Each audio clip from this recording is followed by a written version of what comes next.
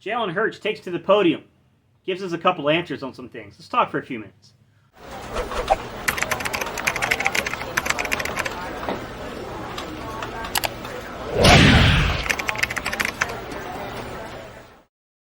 What's up, Eagles Nation? What's going on, NFL world? How you doing, Division Rivals? This is Stephen Hyder, Gate City Sports Channel. The sports channel where the cerebral NFL fan comes for about 10 minutes of daily content. Hey, what's good, guys? If you enjoyed today's discussion and you're new to the channel, maybe the first, second time you caught, this channel, if I can ask you to do me a huge solid here, guys, hit that subscribe button. We just got over 5,000 subscribers. We're moving towards 10,000. I'd love to add you to the community. Just need you to subscribe to do that. To my OG subscribers, if I can just ask you, once again, guys, hit that like button.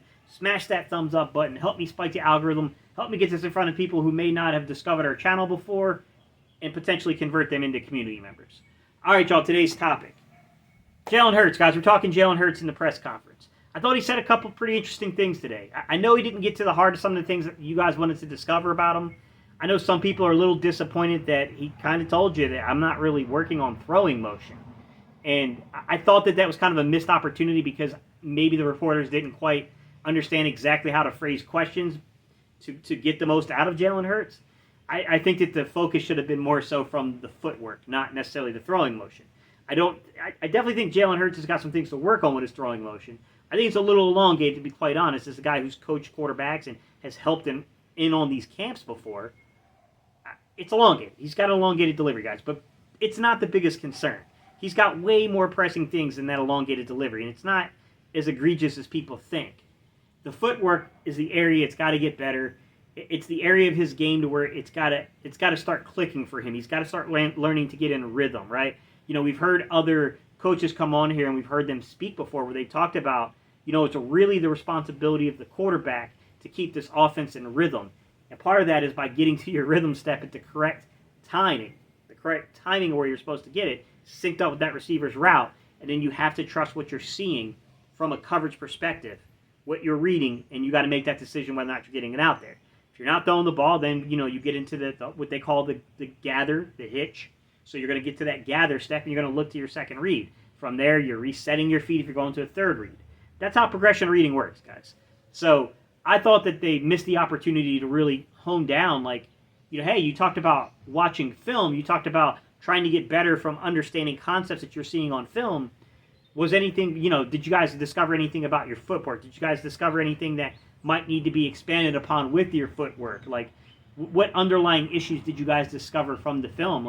Was it mostly just recognition? Was this an issue of a delay because of you not necessarily fully recognizing coverage? Or was this more so mechanical to the footwork, not necessarily the throwing motion? I really wish that they would have dove down a little deeper and understood the terminology a little better. But, it is kind of tough, in their defense, guys. It's really, really tough to do that when you're on the spot inside of a press conference. It's not like you have time to really think those things through, per se. Obviously, if you're one of the first people asking a question, you can ask whatever question you like. But, what can you do in those situations? I told you guys before, when I first told you that I was hearing he was probably going to be working with the Dado, and he was going to be working with Tom House, I said, hey, I've never, ever run into Tom House. It's not like I have any experience working with Mr. House. I know his backstory. I know he worked with baseball players. I know all of that. I told you guys, my sources told me that Jalen Hurts was in Southern California, and that's who he was working with. Now, Jalen is saying that he didn't commit. He said, I've been working with a lot of people. But I just know from the answers he gave, it definitely sounds like Tom House, guys. It sounds a lot like Tom House from the answers he provided us. When he's talking about this whole holistic approach. You guys remember when I told you, I'm not saying that, don't think holistic approach as in, a denial of Western medicine. It's not that stuff, guys. Push that stuff out of your mind. That's not what they're talking about. He's talking about this idea of, a full-body approach to playing the quarterback position. And he talked about things like his diet and nutrition, guys, and making sure you get that right. Making sure that diet and that nutrition is 100% right.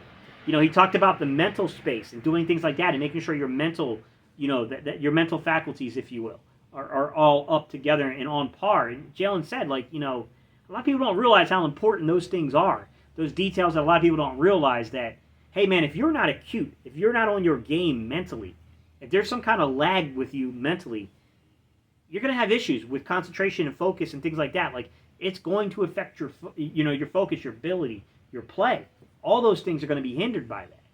And I do think that, he's talking about, look, I mean, I guess he deemed that as maybe at times last season he could have been better at certain things like that. He talked about leadership perspective. And there's one thing he said that just, I mean, it was like, okay, hold on. What did you just say again? Like, let me rewind it back a second. And I don't remember the exact words he said, guys. I'll put a clip here. Just a holistic approach of taking the next step as a quarterback, whether that be functioning the offense, running the offense, taking true command of the offense, on the field, in the weight room, what am I eating? But he said something along the lines of, like, taking control over the offense. And I thought that should have been more newsworthy than what they gave it. Because when you talk about taking control over the offense, one could interpret that to mean that you're going to gain more autonomy at the line of scrimmage as a quarterback. And that would be major, major news. And it just kind of went unnoticed. And I'm sitting there as a guy who's played it, guy who's coached it, a guy who's run camps, a guy who's, just been around this for a long time. I'm thinking to myself, like, how did you guys not follow up with that? Wait a minute. Run that back. Like, what did you just say? Like, can you expand upon what that means? What do you mean by, taking control of things? And what are you referring to? Like, what's happening? Are we going to see an expansion of your autonomy over the offense? Because that's big news. And that's something that I think should be happening. I'm not saying that he's going to gain full control. It takes time for quarterbacks to gain that kind of trust. But there were times to where the wrong calls were made from a coaching perspective, to where you put us in one play type, but they had a defensive coverage out there, right? They had a shell out there that was perfect for what you were running. And if you have a quarterback that can identify that, look, those dudes are in, cover 2, man under, or cover 5. Really, a cover 5 concept is really what it's called. And this play is not going to work against that. But you know what? This slot who's running a seam route, if he beats his man, there's an opening here. If you give the quarterback that kind of autonomy at the line of scrimmage to where you don't have to use a timeout, or you know what I'm saying, where you can do some things in terms of that autonomy. That's what I was wondering, and he kind of said something like that, and I was like, I wonder what he meant by that. We didn't get clarity on that. I really wish that we could have gotten some kind of clarity on what he meant by that. But all right, guys, his press conference was interesting to me. I mean, Jalen Hurts is not he's not a real vocal guy in terms of like the back and forth banter stuff. He's a little guarded. I don't think it gives you too much. I think you kind of have to relax him and get him to open up a little bit to kind of really pull information from him. He said a lot of the Nick Saban stuff about the rat poison and things. I find it humorous because you can kind of see the influence that rubs off on the players there, and like the way that they kind of approach things. Jalen Hurts is like demeanor to me.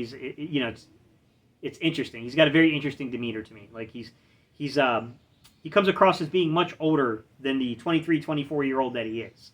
But nonetheless, guys, leave your comments down below. What did you think, guys? What are your thoughts here? I mean, what do you think you heard said from the press conference? Is there any particular aspect to the press conference you want me to cover? All right, y'all. I appreciate y'all, and I'll see you guys on the next video.